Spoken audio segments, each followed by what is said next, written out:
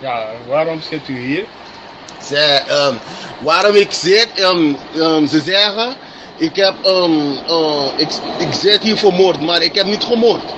Ze zeggen, ik heb iemand geschiet en daarvoor zit ik 13 jaar dat ik die man heb geschiet.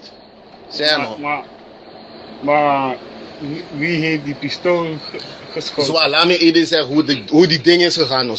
Zwaar, ik zat in de auto en ik reed zo met die auto. Ik zag die man, no, die ze zeggen, ik heb hem doodgeschiet. En op een gegeven moment, wel zie, je weet zelf. Die man ging schreeuwen. Ik stapte van die auto af en ik dacht, hij gaat schieten. Ik pak gelijk mijn pistool, ik schiet op hem.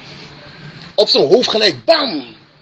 Ja, maar, dan wil je hem toch doodmaken? Maar ik heb hem niet doodgemaakt, want pas na 3 dagen is hij doodgegaan. Dus ik ben dat niet, dat is die kogel. Die kogel heeft hem doodgemaakt, maar ik niet. Hoe kwam die kogel daar? Luister, het kwam door die gaatje van die pistool. Snap je? Ik ging aan die ding trekken, je weet die klik. Ik ging trekken, bam! Maar die meneer had geen pistool.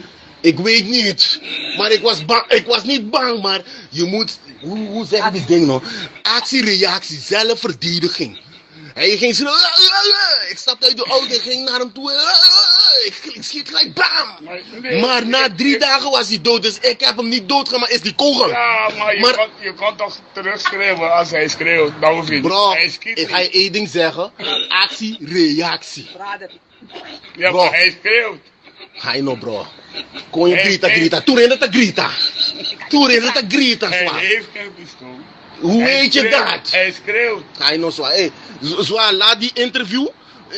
Ik ben klaar met die interview. Wat voor kooi is dat? Ik geef je die verhaal hoe die ding is gegaan. En jij zegt ik heb hem doodgezet. Nee, die man is na 3 dagen doodgegaan.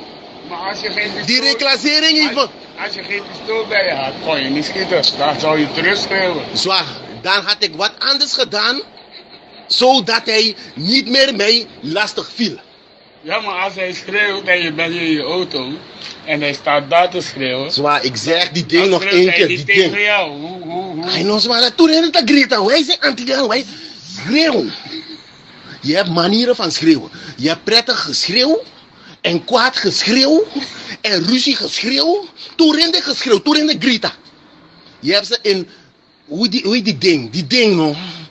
Die, help me zwaar, die dingen niet. Nee zwaar. Je hebt manieren, verschillende manieren. Zo zeggen ze in Nederlands, manieren van schreeuwen.